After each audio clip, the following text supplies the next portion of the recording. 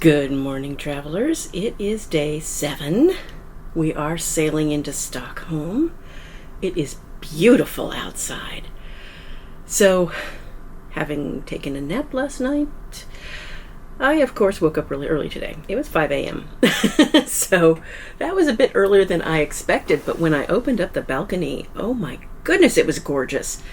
And so, of course, I had to start filming off the balcony because it reminds me a bit of sailing into some of the ports in Alaska where you've got islands and lots of greenery and everything, and it was just beautiful.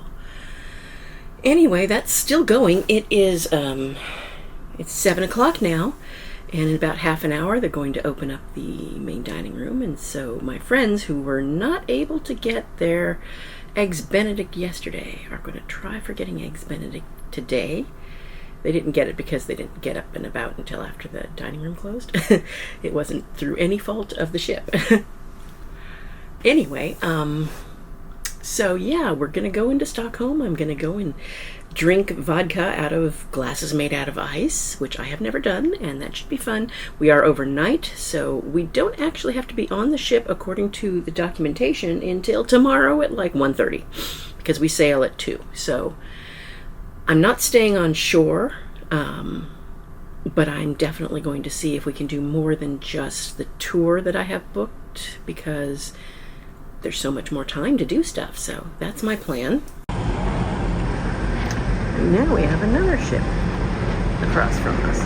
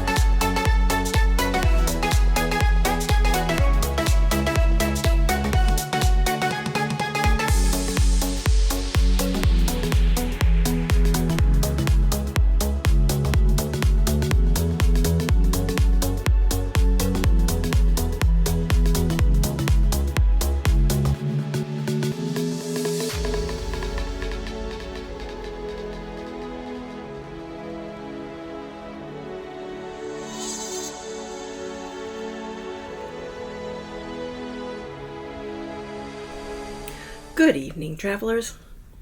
It's the end of day 7. We are in Stockholm, and we are going to be so overnight. And it was a good day. So my tour didn't leave. He was supposed to leave at 2. We left a little early. But it was a nice sort of relaxing morning, although I did wake up at 5 a.m., but I opened my balcony and was just amazed at how beautiful the scenery going by was. And so I started filming. And I'm looking forward to, so I did a time lapse, and I'm looking forward to doing real-time filming on the way out. But it was just gorgeous, and it really reminded me a lot of going through Alaska, some of the areas in Alaska. So breakfast was in the main dining room, and I've had my eggs Benedict fixed twice now in a row, which was lovely. Anyway, our tour. So our tour left, and we're on the bus. Our tour guide was hilarious. We did a tour through a bit of Stockholm, a bit of new Stockholm, a bit of Old Town Stockholm. And then we arrived at the Hotel C, the letter C. And inside of that is the IceBar. And it's really interesting. So they have you go in, and there's like all these things around you can see in the footage, talking about the history of it and how it was built and that sort of thing. And then you go in, and they issue you this poncho with a hood, and it's got like sheepskin on the inside, and it looks like one of those, it's almost vinyl, some kind of a reflective thing on the outside. And it really kept the heat in very well. And like I said, it has a hood, and then they give you these mittens as well. They're not like knitted mittens. They're serious mittens or gloves or whatever you want to call them. And she did mention that she was glad to see we all had shoes on and no sandals, because of course you're going in someplace where it's quite cold, and if you didn't have closed-toed shoes, you'd have very cold toes. So that was good. But so they have you, don everything, and then in groups you go into something that's basically the size of an elevator. And one door closes, and then you can open the other door. It's basically like an airlock, only it's a cold lock, because it's to keep the cold air in. And so, because if everybody was just walking in without anything in between, it would just let all the cold air out, and that wouldn't be good. So then you walk all the way in, and it's all ice. The walls are all ice. It's panels that they've carved little vignettes into. It looks a bit like a building, and you see little windows, and there's people in the windows and stuff. It was really cool. And you can also see parts where there's cracks in the ice, and it's usually facing horizontal. You're looking at it dead on, and if you look to the side, it looks more solid, but if you're looking at it dead on, it just looks like hairline. And so they're very small cracks, but some of them are quite, they traverse a fair amount, but they're not thick or anything. And then they had these columns that were made out of ice that were basically the height of a table, and that was where you could put your drink. But we sort of snake around, and I got some footage of him making the drinks, and the cups are blocks of ice. They're rectangular blocks of ice, and then they've had the center drilled out, so you have room to put the alcohol and the juice, and it was vodka, then it was some kind of red fruit juice, and then he put lemon juice on top of that and stirred it up and then gave it to us. And it was nice because you're drinking it, and normally it would get warmer, but since it's sitting in ice, it's getting colder, and you're drinking it, and the ice is making it cold as you drink it. And then as you sort of go down the drink, you're sort of doing a little groove out of your cup because of your lips touching it, right? And at one point he was pouring them, and he's like having to, kind of jerk them to separate the cups because they stuck together a little bit. And then you finish your drink, and you leave it on one of the ice columns that's the size of a table. And they also had benches that were carved out of ice blocks, but then they also had wood down so that when you sit down, you're not sitting directly on the ice. And that was, I'm sure appreciated, because you don't want to, number one, you don't want to sit directly on ice because it's cold. And then number two, you don't want to risk sticking to the ice because, you fused and it's melted and then solidified again. So that was interesting to see. Nobody licked the walls that I could see, which is always good. They don't allow children, so, and they don't allow, they only gave us each one drink. I don't know if you go outside of the tour, if you can order more drinks, but we each got one drink. And we were in there for about half an hour at most, I think. And it was nice. It was about the right amount of time. We were all, pretty good to go. And then we all sort of funneled back over to the bus, and we went on some more driving around time. And then we ended up at the Royal Palace.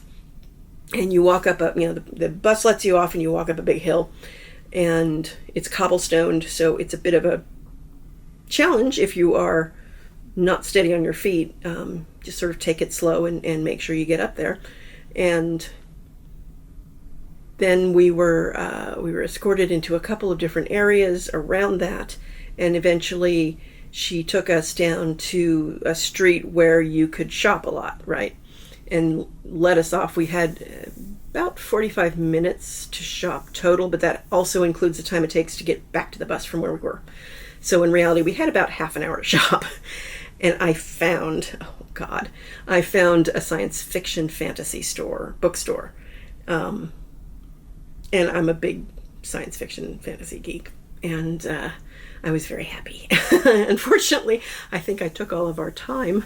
So my friends didn't get to really shop a whole lot because I was in line to buy the book that I found. So in case any of you are, in fact, science fiction fantasy book people, I read a lot of urban fantasy, and one of my favorite authors is Patricia Briggs, and she just put out a new book in one of her series, and it is very exciting to find the print book, and it's the European cover. And I was very excited to find that because, of course, at home all I can find is the US covers, and you never see sort of how it is presented in other countries unless you happen to find it in another country. And it just came out, so I was kind of excited to find that, and that was what my purchase was. And so I was very happy, and they had a lot of books in English. They had a lot of books that were not in English, of course, and they had more books than I could, in good conscience, try and bring back, because I don't have a whole lot of space or weight allowance left on my suitcases, and I'll be doing well to be able to get this back home. But it's a big book too. It's not hardcover, but it's trade paperback size. So they didn't have. I don't know that it's actually come out anything smaller, because sometimes these come out hardcover, but this one apparently came out in trade paperback size. Anyway, sorry if I've babbled too much and you're not into urban fantasy, but I was an excited girl. Anyway, afterwards, we went back to the ship. We had the option of staying in town. There is also a shuttle that runs to and from the cruise ship. It drops you off at the Opera House, and we were thinking we were probably going to go back to the ship and take a break and then get on the shuttle again and, just go back out and do stuff. But then we decided we were tired. So we ate our dinner and we had a couple drinks, and we've just sort of decided that we're going to go out on the shuttle tomorrow. So we went down to the Shorex desk and had them exchange the shuttle tickets that we bought for today for shuttle tickets for tomorrow. And they didn't have any problem doing that, so that was good, because of course we hadn't used it. And yeah, that'll be fun tomorrow, and we'll be able to sort of wander around with a little more time. It won't be an old town. It'll be, sort of down city center kind of thing. And there looked like a lot of interesting places when we drove through, so it should be fun. I will let you know how it goes. Solo Sue signing off.